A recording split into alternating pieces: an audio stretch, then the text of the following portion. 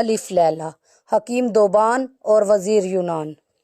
ملک یونان میں ایک بادشاہ تھا۔ اس بادشاہ کو برص کا مرض تھا۔ بہت علاج معالجے کیے لیکن کچھ افاقہ نہ ہوا۔ اس وقت حکیم دوبان یونان میں آیا۔ جب اس کو یہ حال معلوم ہوا تو اس نے عرض کیا کہ میں بغیر دوا کھلائے اور کچھ لگائے آپ کا علاج کر سکتا ہوں۔ بادشاہ بہت خوش ہوا اور حکیم سے وعدہ کیا کہ اگر تمہارے علاج سے اچھا ہو گیا تو تمہیں مالا مال کر دوں گا۔ حکیم دوبان نے کچھ مہلت کی اجازت لی اور اپنی قیام گاہ پر آ کر ایک خالی گیند بنوائی اور اس میں چند دوائیاں بھر کر بند کر لیا اور اس میں چھوٹے چھوٹے سوراخ کر لیے اور بادشاہ کی خدمت میں لا کر پیش کیا اور کہا کہ آپ آج اس سے اس قدر کھیلیں کہ تمام جسم پر پسینہ آ جائے۔ اس کے بعد حمام میں نہائیں۔ بادشاہ نے طبیب کی ہدایت پر عمل کیا اور غسل کرنے کے بعد آرام سے سو گیا۔ پھر صبح کو بیدار ہوا تو یہ دیکھ کر بہت خوش ہوا کہ جسم داغ دھبوں سے صاف ہو گیا۔ بادشاہ چوگان کھیل رہا ہے۔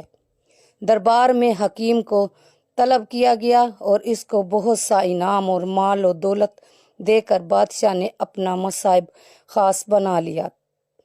حکیم کا یہ اعزاز دیکھ کر امرائے دربار حسد کرنے لگے۔ ایک روز موقع پا کر ایک وزیر نے بادشاہ سے اس حکیم کی بڑی شکایت کی کہ یہ حکیم اچھی نیت نہیں رکھتا اور آپ کی جان کے لیے خطرہ ہے۔ بادشاہ نے کہا تم غلط کہتے ہو۔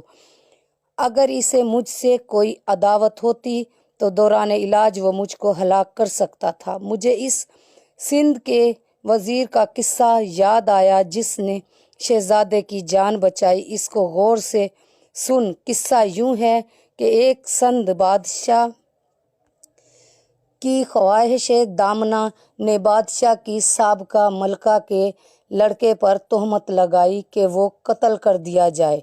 جب بادشاہ نے اپنی خوش دامنہ کے کہنے سے شہزادے کے قتل کا حکم دیا تو وزیر نے عرض کیا کہ آپ تعمیل فرمائیں اور پوری تحقیقات کریں کہ آپ کو بعد میں اس طرح پشیمان نہ ہونا پڑے جیسے ایک شخص کو اپنا طوطا مار کر پشیمانی ہوئی تھی۔ اور وہ واقعہ یوں ہے، ایک شخص کے پاس ایک عجیب و غریب قسم کا طوطا تھا۔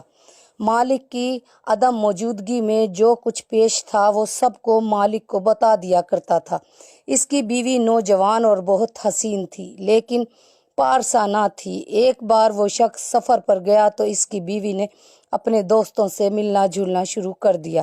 جب مالک واپس آیا تو طوطے نے اس پر سب کچھ ظاہر کر دیا۔ عورت نے یہ سمجھا کہ میری ہمراز ماندھیوں نے شکایت کی ہے۔ وہ اس پر ناراض ہوئی لیکن وہ سب قسمیں کھانے لگی کہ ملکہ ہمارا کوئی قصور نہیں تھا، یہ سب طوطے کی شرارت ہے۔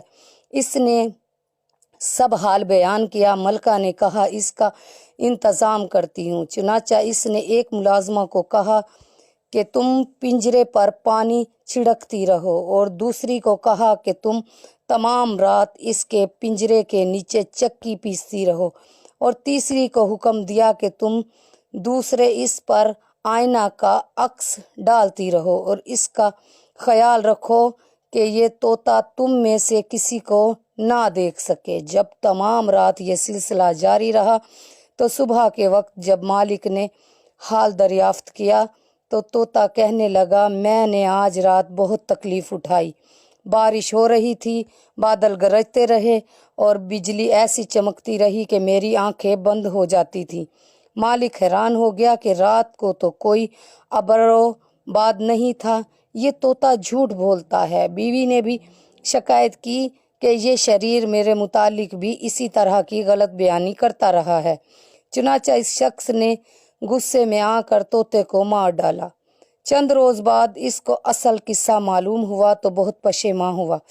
یہ حقائق بیان کر کے بادشاہ نے کہا کہ تو بھی مجھے اسی طرح غلط راہ پر ڈال رہا ہے۔ تو وزیر نے عرض کیا کہ میں آپ کا خیر خواہ دوست ہوں مگر آپ نے اس حکیم پر اعتبار کیا، آپ کے لیے میں اس طرح کا خطرہ ہے، جیسے ایک وزیر نے بادشاہ زادے کو بچا کر اپنی جان دے دی۔